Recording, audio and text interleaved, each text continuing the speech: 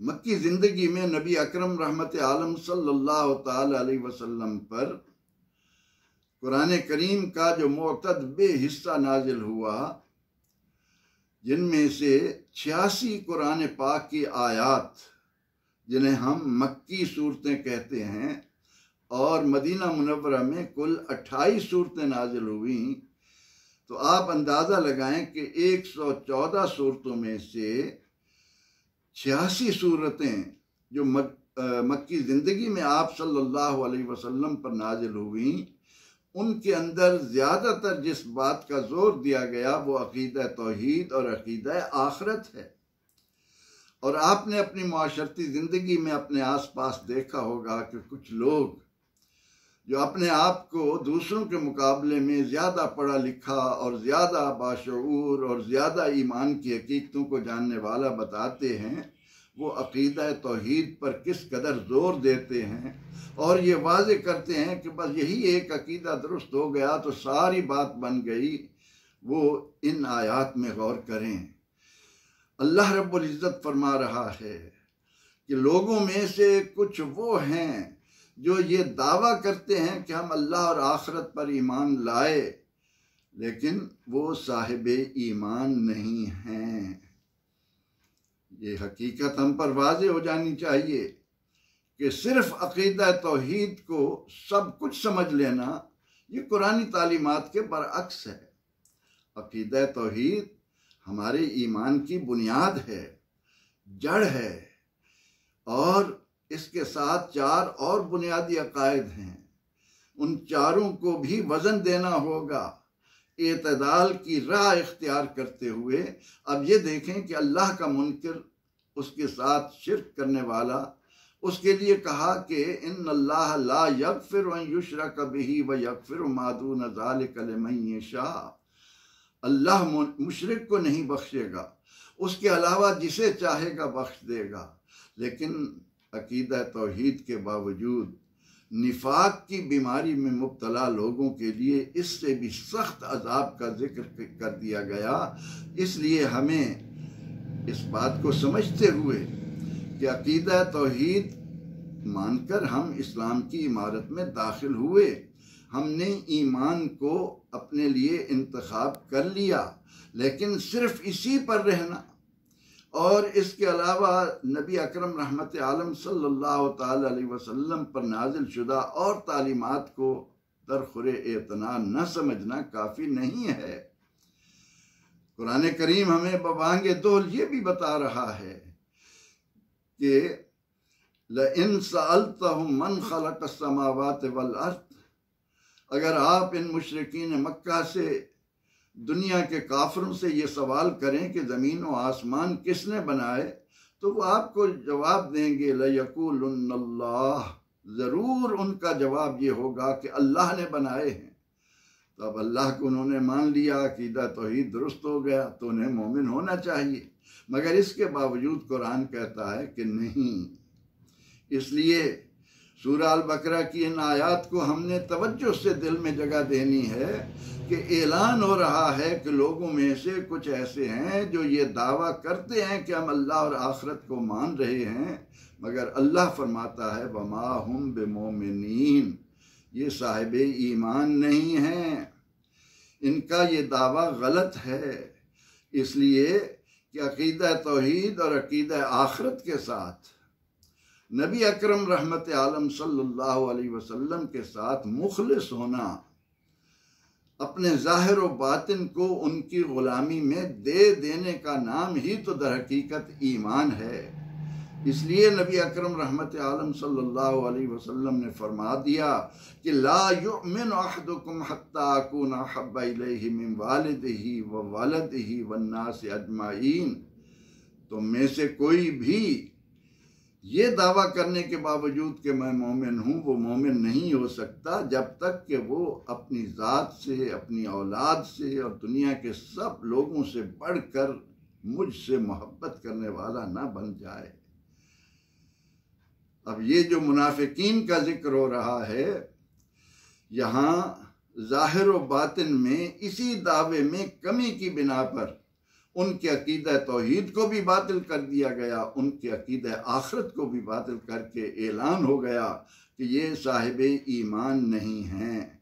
मोमिन कहलाने के बावजूद, अपने आप को ईमान वालों की सफ़ों में शामिल कर लेने के बावजूद ये फरेब खुर्दा लोग हैं।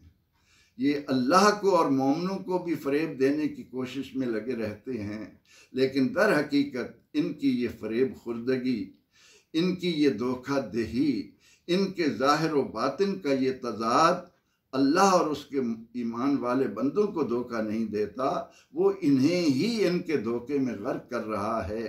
फरमाया फ़ी क़ुलूबिहिम मरद, इनके दिलों में एक बीमारी है।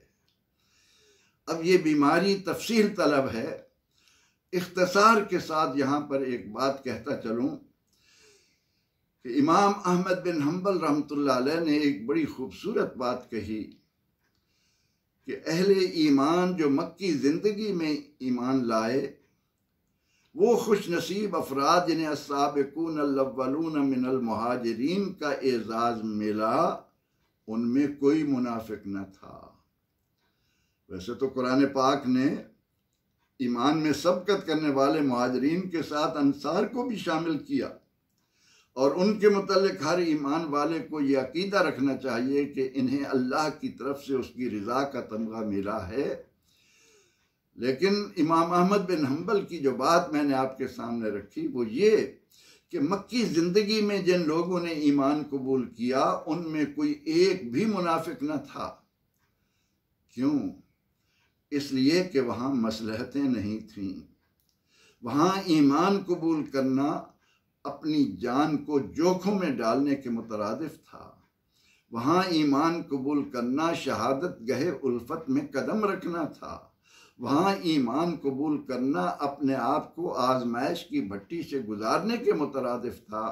तो कौन ऐसा शख्स हो सकता है जो इतनी अजियतें भी बर्दाश्त करे, इस कदर तकलीफ़ों से भी गुज़रे और उसका ज़ाहिर व बातिन अल्लाह और उसके रसूल के लिए मुखलिस ना हो।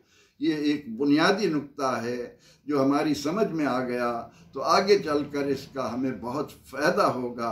कुरान करीम इन 3 आयात में एक ही बात हम पर वाज़े कर रहा है कि अपने दावा ईमान के बाद अपना जायज़ा लो कि कहीं इस दावे में तुम्हारा जो इखलास है, तुम्हारा जो ऐलान है, उसमें कहीं किसी किस्म की कोई ज़ाती मसलहत, नमूद व नुमाइश की कोई बात या दुनियावी फ़वाइद की खातिर तो ईमान कबूल नहीं किया जा रहा, क्योंकि अल्लाह रब्बुल इज़्ज़त फरमा रहा है कि अकीदा तौहीद और अकीदा आखिरत के ऐलान के बावजूद ये मोमिन नहीं हैं। ये बात चूँकि वजाहत तलब है, इसलिए हमें ये जान लेना चाहिए कि मुनाफिकीन की जमात मदीना मुनव्वरा में उस वक्त वजूद में आई जब उन्होंने देखा कि मुसलमान बराबर आगे बढ़ रहे हैं और एक तरफ मुशरिकीन मक्का और यहूद भी इन्हें ज़ेर करने के लिए कोशिशों में लगे हुए हैं। इसलिए उन चंद लोगों ने, उस जमात ने बज़ाहिर कलमा तो पढ़ लिया, लेकिन अंदर खाने वो इस बात में रहे कि ना यहूद व मुशरिकीन नाराज़ हों, ना मुसलमान नाराज़ हों। मुसलमानों को कोई फ़ायदा मिले उसमें भी हमें हिस्सा मिल जाए, और अगर मुशरिकीन कामयाब होते हैं तो हमें कोई तकलीफ़ ना हो। इसलिए मदनी ज़िंदगी में उस वक्त मुनाफिकीन की बुनियाद पड़ी जब औस और खज़रज दोनों कबाइल इस बात पर मुत्तफ़िक हो चुके थे कि आज के बाद अब्दुल्ला बिन उबई हमारा लीडर है, हम इसकी सरकर्दगी में काम करेंगे। लेकिन रसूलुल्लाह सल्लल्लाहु अलैहि वसल्लम की तशरीफ़ आवरी की बुनियाद पर आपके आ जाने से अहले ईमान के दिल जब उस जानिब खिंचे चले गए और अब्दुल्ला बिन उबई की जो ताजपोशी होने वाली थी वो मारज़ इल्तवा में पड़ गई, वो उस ख्वाब को न देख सका। इसलिए ये बदबख्त आदमी मुनाफिकीन की जमात का गिरोह बन गया। और यहाँ सूरह अल बकरा में आगे मुतअद्दिद मकामात पर अनफाल में, तौबा में, दीगर सूरतों में आप इनका हाल जानेंगे। अल्लाह ताला ने पूरी एक सूरह मुबारका, सूरह मुनाफिकून भी कुरान पाक का हिस्सा बनाई।